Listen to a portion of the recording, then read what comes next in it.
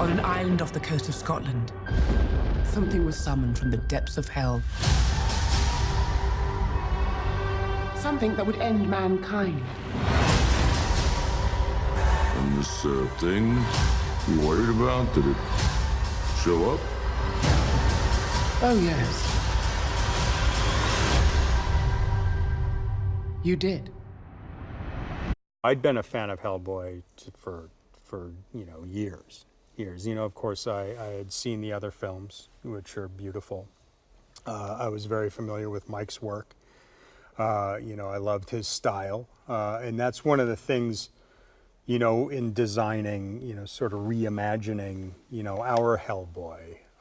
We wanted to keep true to his design aesthetic.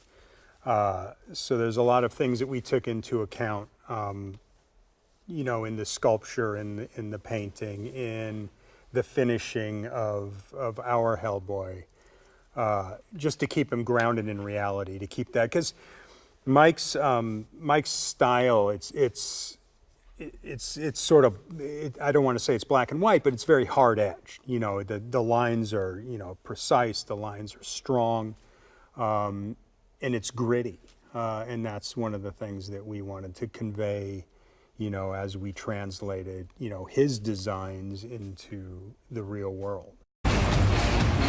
Listen up, ladies and gentlemen. Out there's a 5th century sorceress who wants to bring down the curtain on London and the world. Great. Homework. The source material is immensely important. I mean, that's your jumping off point. Because that's what you're interpreting. You're not interpreting somebody else's interpretation of the source material. You're interpreting Mike's source material. So we were always going back to that.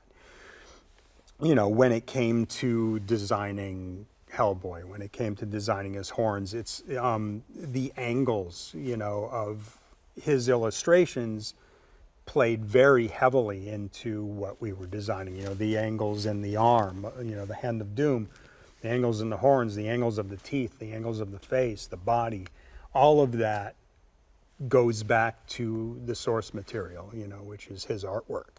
Haven't we got to be saving the world or something? Yeah, okay, come on. Let's get your game face on. Yeah, come on, let's do this.